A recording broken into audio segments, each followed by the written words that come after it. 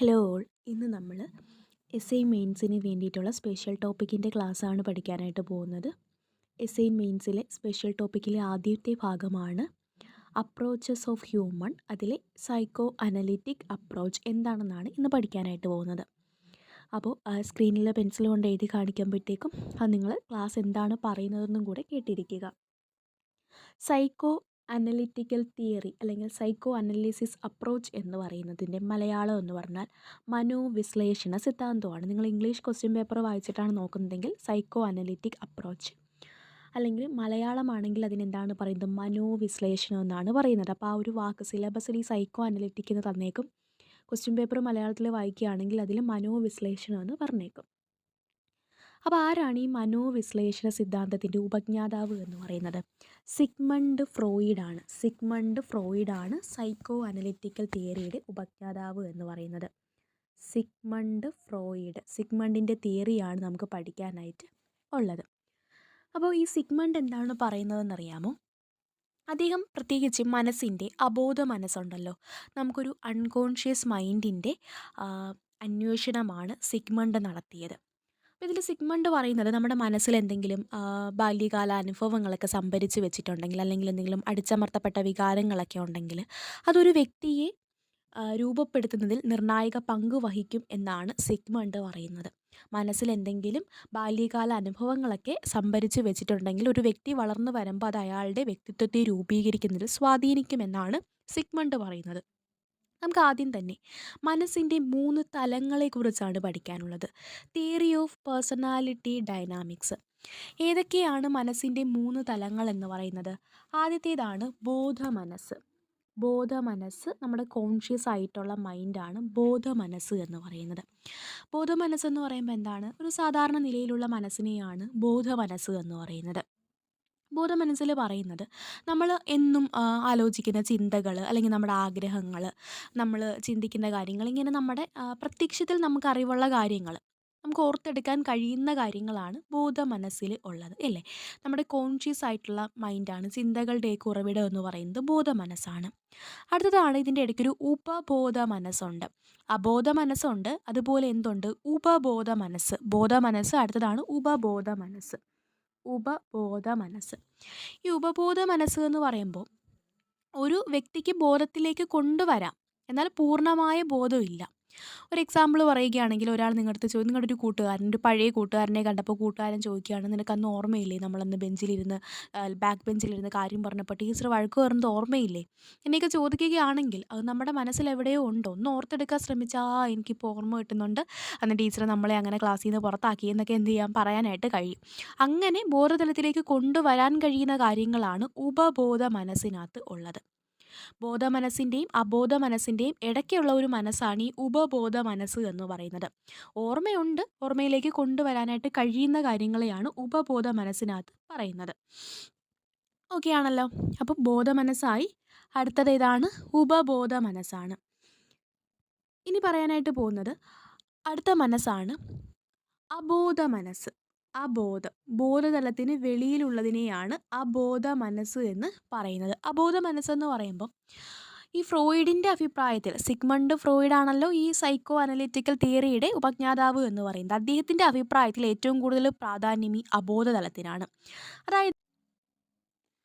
അതായത് ഈ അബോധ മനസ്സ് ഒരു മഞ്ഞുമലയായിട്ട് സാദൃശ്യമുണ്ട്, ഒരു ഐസ്ബർഗ് ആയിട്ട് സാദൃശ്യമുള്ളതായിട്ടാണ് ഫ്രോയിഡ് പറയുന്നത്. അതായത് കടലിൽ ഒഴുകി നടക്കുന്ന ഒരു മഞ്ഞുമലയുടെ കൂടുതൽ ഭാഗവും വെള്ളത്തിനുള്ളിലായിരിക്കുമല്ലോ. ചെറിയൊരു ഭാഗമേ നമ്മൾ പുറത്തുനിന്ന് നോക്കുമ്പോഴായിട്ട് കാണത്തുള്ളൂ. അതുപോലെ തന്നെ ഏറ്റവും വലിയ തലമായ അബോധ മനസ്സ് നമ്മുടെ ബോധാവസ്ഥയിൽ നിന്നെല്ലാം വിഭിന്നമായിട്ട് ആരും കാണാതെ സ്ഥിതി ചെയ്യുകയാണ്, ഒരു മഞ്ഞുമല പോലെ സ്ഥിതി ചെയ്യുകയാണ്, അല്ലെങ്കിൽ മനസ്സിൻ്റെ ആഴങ്ങളിൽ മറഞ്ഞിരിക്കുന്ന തലമാണ് എന്നാണ് ആര് പറഞ്ഞത്? സിഗ്മണ്ട് ഫ്രോയിഡ് പറഞ്ഞത്. ജന്മസിദ്ധമായ വാസനകളൊക്കെ ഉള്ളത് ഈ അബോധ മനസ്സിലാണ്. ജന്മസിദ്ധമായിട്ടുള്ള വാസനകൾ, അതുപോലെ മറഞ്ഞിരിക്കുന്ന ഓർമ്മകൾ, ആഗ്രഹങ്ങൾ, വേദനാജനകമായിട്ടുള്ള അനുഭവങ്ങളൊക്കെ ഉള്ളത് ഏത് മനസ്സിലാണ്? അബോധ മനസ്സിലാണ്. അപ്പോൾ ഇതാണ് തിയറി ഓഫ് പേഴ്സണാലിറ്റി ഡൈനാമിക്സ് എന്ന് പറയുന്നത്. മനസ്സിൻ്റെ 3 തലങ്ങൾ എന്ന് പറയുമ്പോൾ ബോധ മനസ്സ്, ഉപബോധ മനസ്സ്, അബോധ മനസ്സ് എന്നിവയാണ്. ക്ലിയർ ആണോ? അങ്ങനെയാണെങ്കിൽ നമുക്ക് അടുത്ത കാര്യത്തിലേക്ക് പോവാം. അടുത്ത നമുക്ക് പഠിക്കാനുള്ളത് തിയറി ഓഫ് പേഴ്സണാലിറ്റി സ്ട്രക്ചറാണ്. മനസ്സിൻ്റെ സ്ട്രക്ചറാണ് നമുക്ക് എന്ത് ചെയ്യാനുള്ളത്, അടുത്തത് പഠിക്കാനായിട്ട് ഉള്ളത്. മനസ്സിൻ്റെ ഘടന എന്ന് പറയുമ്പോൾ ഘടനയെ നമുക്ക് 3ആയിട്ട് തരംതിരിക്കാൻ പറ്റും. ഇത് ഇത് ഈഗോ, സൂപ്പർ ഈഗോ എന്നിങ്ങനെ മനസ്സിൻ്റെ ഘടനയെ സ്ട്രക്ചർ ഓഫ് പേഴ്സണാലിറ്റി ആണ് പറയുന്നത്. ഏതൊക്കെയാണ്? ആദ്യത്തേതാണ് ഇത്, ID ആണ് ഇത് എന്ന് പറയുന്നത്. സൂപ്പർ ഈഗോ ആൻഡ് ഈഗോ, ഇതിൻ്റെ മലയാളവും കൂടെ പഠിച്ചു വെച്ചേക്കാം കേട്ടോ. ഈഗോയുടെ മലയാളം അഹം എന്നാണ് പറയുന്നത്. സൂപ്പർ ഈഗോയാണെങ്കിൽ അത്യഹം എന്നാണ് പറയുന്നത്. Super ego, super ego. അടുത്തത് ഈഗോ. സൂപ്പർ ഈഗോയും ഈഗോയും ആണ് കേട്ടോ, ഈഗോ എന്നാണേ. അപ്പോൾ ഇതെന്തൊക്കെയാണെന്ന് പറയാം. ഇതെന്ന് പറയുമ്പോഴത്തേക്കും പ്ലഷർ പ്രിൻസിപ്പിളാണ്. പ്ലഷർ പ്രിൻസിപ്പിൾ എന്ന് പറയുമ്പോഴത്തേക്ക് എപ്പോഴും സന്തോഷം ആഗ്രഹിക്കുന്നതാണ് ഇതെന്ന് പറയുന്നത്. ഇതെന്ന് പറയുമ്പോൾ സുഖതത്വം അല്ലെങ്കിൽ പ്ലഷർ പ്രിൻസിപ്പിൾ എന്ന് പറയും. പെട്ടെന്നൊരാഗ്രഹം ഉണ്ടായാൽ അത് പൂർത്തീകരിക്കണം എന്ന് ത്വരയുള്ള ഒരു ഭാഗമാണ് ഇതെന്ന് പറയുന്നത്, ഇതെന്ന് പറയുന്നത്. ഒരു എക്സാമ്പിൾ പറയുമ്പോൾ നിങ്ങൾക്ക് കിട്ടും. എക്സാമ്പിളായിട്ട് നിങ്ങൾ എല്ലാവരും തള്ളിക്കയറിക്കൊണ്ട്. അപ്പോൾ ഈ ഇതിൽ എക്സാമ്പിൾ പറയുകയാണെങ്കിൽ എന്താണ്, നിങ്ങളൊരു കല്യാണത്തിന് പോകുമ്പോഴത്തേക്കും അവിടെ കുറേ ഫുഡ് ഐറ്റംസ് ഇരിക്കുന്നു. നിങ്ങൾ ചെറുക്കനെയും പെണ്ണിനെയും കാണുന്നതിന് മുമ്പേ നിങ്ങളുടെ മനസ്സ് പറയുകയാണ്, ഇതോ നിങ്ങൾക്ക് ഇഷ്ടമുള്ള ഫുഡ് ഐറ്റംസ് ഇരിക്കുന്നു, ഓടിപ്പോയിട്ടെടുത്ത് കഴിച്ചോ. അങ്ങനെ ഓടിപ്പോയിട്ടെടുത്ത് കഴിക്കുക, അതാണ് ഇതിൻ്റെ ജോലി. പ്ലഷർ പ്രിൻസിപ്പിളാണ്. സന്തോഷം ആഗ്രഹിക്കുന്നു, എനിക്കപ്പോൾ അത് കിട്ടണം എന്നുള്ളൊരു തലമാണ് ഇതെന്ന് പറയുന്നത്, ഇതെന്ന് പറയുന്നത്. ഒരു പെട്ടെന്ന് ആഗ്രഹങ്ങൾ പൂർത്തീകരിക്കുക, എന്താണ് ഇതിൻ്റെ സ്വഭാവം എന്ന് പറയുന്നത്. അപ്പം പ്ലഷർ പ്രിൻസിപ്പിളാണ് ഇതിൻ്റേതെന്ന് പറയുന്നത്. ഇനി ഇതിനകത്താണ് ലൈഫ് ഇൻസ്റ്റിക്സ് ആയിട്ടുള്ള നമ്മുടെ വിശപ്പ്, ദാഹം, അല്ലെങ്കിൽ ബാത്റൂമിൽ പോവുക, സെക്സ്, ഇതുപോലുള്ള ജീവിക്കാൻ ആവശ്യമായിട്ടുള്ള കാര്യങ്ങളെന്ന് പറയുന്നത് ഇതിനകത്താണ് വരുന്നത്. ഈ ലൈഫ് ഇൻസ്റ്റിക്സിനെയാണ് ഇറോസ് എന്ന പേരിട്ടിട്ട് ആര് വിളിച്ചത്? ഫ്രോയിഡ് വിളിച്ചത്.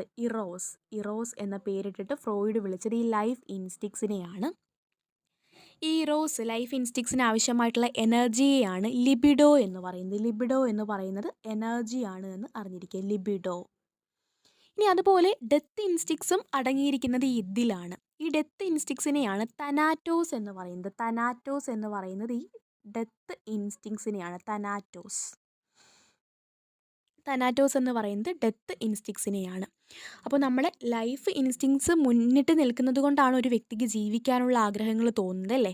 മരിക്കാനുള്ള ആഗ്രഹമാണ് കൂടുതൽ വരുന്നതെന്നുണ്ടെങ്കിൽ എന്താണ്, ഡെത്ത് ഇൻസ്റ്റിങ്സ് കൂടുതലായിരിക്കും. അത് എപ്പോഴെങ്കിലും ഉയർന്നു വരുമ്പോഴാണ് ഈ ഒരു ആത്മഹത്യാ പ്രേരണയോ അല്ലെങ്കിൽ മനസ്സിൻ്റെ താളം തെറ്റുകയൊക്കെ ചെയ്യുന്നത്.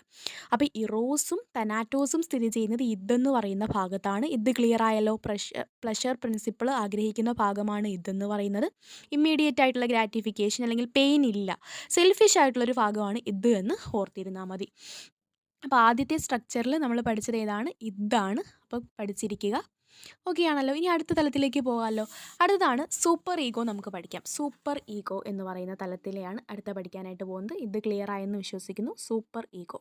ഈ ക്ലാസ്സുകൾ യൂസ്ഫുൾ ആവുന്നുണ്ടെങ്കിൽ ചാനൽ സബ്സ്ക്രൈബ് ചെയ്തിട്ട് ഷെയർ ചെയ്യണം കേട്ടോ. സൂപ്പർ ഈഗോ എന്ന് പറയുന്ന ഭാഗം എന്താണ്? മലയാളത്തിൽ അത്യഹം എന്ന് പറയും. ഇതിന് നേരെ വിപരീതമായിട്ട് പ്രവർത്തിക്കുന്ന തലമാണ് സൂപ്പർ ഈഗോ എന്ന് പറയുന്നത്. സൂപ്പർ ഈഗോ എന്ന് പറയുമ്പോൾ നമ്മുടെ മോറൽ പ്രിൻസിപ്പിളാണ്. നമ്മൾ പ്ലഷർ പ്രിൻസിപ്പിളാണ് ഇതിൽ പഠിച്ചതെങ്കിൽ ഇവിടെ മോറൽ പ്രിൻസിപ്പിൾസ് ആണ്. ഒരു സമൂഹത്തിൽ നിന്ന് നമ്മൾ പഠിച്ചു വെച്ചിരിക്കുന്ന കാര്യങ്ങൾ, നമുക്ക് തെറ്റും ശരിയും തിരിച്ചറിയാൻ കഴിയുന്ന ഭാഗമാണ് സൂപ്പർ ഈഗോ. അപ്പോൾ അവിടെ പോയിട്ട് ഓടിച്ചെന്ന് ഫുഡ് എടുത്ത് കഴിക്കരുത്, നാണക്കേടാണ്, ആൾക്കാർ നോക്കും. നമ്മൾ നേരത്തെ ഒരു എക്സാമ്പിൾ പറഞ്ഞില്ലേ, ആൾക്കാർ നോക്കും, അങ്ങനെ ചെയ്യരുത് എന്ന് പറയുന്ന ഭാഗമാണ് സൂപ്പർ ഈഗോ എന്ന് പറയുന്നത്. സോഷ്യലി അക്സെപ്റ്റബിൾ ആയിട്ടുള്ള, എന്ത് ചെയ്യണമെന്ന് സമൂഹം എന്ത് വിചാരിക്കും, അങ്ങനെ ചെയ്യരുത്, ഒരു മൊറാലിറ്റിയുടെ ബേസിൽ, മോറൽ പ്രിൻസിപ്പിളിൻ്റെ ബേസിൽ ഉള്ള തലമാണ് ഇതെന്ന് പറയുന്നത് സൂപ്പർ ഈഗോ എന്ന് പറയുന്നത്. ഓക്കെ ആണല്ലോ. പ്രിൻസിപ്പിൾ ഓഫ് മൊറാലിറ്റിയാണ് ഇതെന്ന് പറയുന്നത് സൂപ്പർ ഈഗോ. മനസ്സിൻ്റെ ശരിയും തെറ്റും നിയന്ത്രിക്കുന്ന ഭാഗം അല്ലെങ്കിൽ സാമൂഹിക നന്മയെ ലക്ഷ്യം വെച്ചിട്ടുള്ള പ്രവർത്തനമാണ് സൂപ്പർ ഈഗോ കാണിക്കുന്നത്. ഇനി അടുത്ത ഭാഗമാണ് ഈഗോ എന്ന് പറയുന്നത്. ഈഗോ എന്ന് പറയുന്ന ഭാഗം നമുക്ക് പഠിക്കാം. നമ്മൾ ഈ ഒരു സ്വയം, ഞാനെല്ലാമാണ് എന്ന് പറയുന്ന ആ ഈഗോയല്ല, ഇതൊരു നമ്മുടെ സൈക്കോളജിയിൽ വെച്ചിട്ട് നമ്മുടെ ഒരു സ്ട്രക്ചറാണ്, പേഴ്സണാലിറ്റി സ്ട്രക്ചറാണെന്ന് പറയുന്നത്. ഈഗോ എന്ന് പറയുമ്പോൾ ഇതാണ് റിയാലിറ്റി പ്രിൻസിപ്പിൾ. എന്താണ് ചെയ്യുന്നത് അതാണ് റിയാലിറ്റി പ്രിൻസിപ്പിൾ. ഇത് പറയുന്നുണ്ട് പോയിട്ട് ആ ഫുഡ് എടുത്ത് കഴിക്കാൻ. അപ്പോൾ സൂപ്പർ ഈഗോ പറയുന്നു എന്താണ്, ഫുഡ് എടുത്ത് കഴിക്കരുത്, അത് സമൂഹം എന്ത് വിചാരിക്കും. അപ്പോൾ അത് എന്ത് ചെയ്യണം എന്ന് തീരുമാനിക്കുന്ന ഭാഗമാണ് ഈഗോ എന്ന് പറയുന്നത്. അല്ലെങ്കിൽ നമുക്ക് മനുഷ്യ മനസ്സിൻ്റെ പോലീസ് ഫോഴ്സ് എന്ന് പറയാൻ കഴിയുന്ന ഭാഗമാണ് ഈ ഈഗോ എന്ന് പറയുന്നത്. അപ്പോൾ ഈ രണ്ടിനെയും, നമ്മൾ നേരത്തെ പറഞ്ഞ ഇതിനെയും സൂപ്പർ ഈഗോയെയും എന്ത് ചെയ്യുന്നു, അതിനെ രണ്ടിനെയും കൂടെ സംയോജിപ്പിച്ച് എന്ത് ചെയ്യണം എന്ന് തീരുമാനിക്കുന്ന ഭാഗമാണ് ഏതെന്ന് പറയുന്നത്, ഈഗോ എന്ന് പറയുന്നത്. അപ്പോൾ ഇത് മൂന്നുമാണ് നമുക്ക് പഠിക്കാനുള്ളത്. വ്യക്തിത്വ ഘടനയിൽ, മനുഷ്യ മനസ്സിൻ്റെ സ്ട്രക്ചർ ഓഫ് പേഴ്സണാലിറ്റിയിൽ മനോഘടനയെ എത്രയായിട്ട് തരംതിരിക്കാൻ പറ്റും? ഇത്, സൂപ്പർ ഈഗോ അല്ലെങ്കിൽ അത്യഹം, ഈഗോ അല്ലെങ്കിൽ അഹം എന്നിങ്ങനെ തരംതിരിക്കാനായിട്ട് പറ്റും. അപ്പോൾ എല്ലാവർക്കും ക്ലിയർ ആയെന്ന് വിശ്വസിക്കുന്നു. അപ്പോൾ നമ്മുടെ സൈക്കോ അനലിറ്റിക്കൽ അപ്രോച്ചിൻ്റെ ആദ്യത്തെ ക്ലാസ്സാണ്. അപ്പോൾ ഈ ക്ലാസ് നിങ്ങൾക്ക് ഇഷ്ടപ്പെട്ടു എന്നുണ്ടെങ്കിൽ നമ്മൾ തുടർന്നും ഇതുപോലെ ക്ലാസ്സുകൾ ചെയ്യും. അപ്പോൾ ക്ലാസ്സുകൾ വേണം എന്നുണ്ടെങ്കിൽ, ക്ലാസ്സുകൾ ഇഷ്ടപ്പെട്ടു എന്നുണ്ടെങ്കിൽ നിങ്ങൾ എന്ത് ചെയ്യുക, കമൻറ്റ് ചെയ്യുക. ടെലിഗ്രാം ചാനലിൻ്റെ ലിങ്ക് ഫസ്റ്റ് കമൻ്റ് ആയിട്ടുണ്ട്, ജോയിൻ ചെയ്യുക. ചാനൽ സബ്സ്ക്രൈബ് ചെയ്യുക. താങ്ക്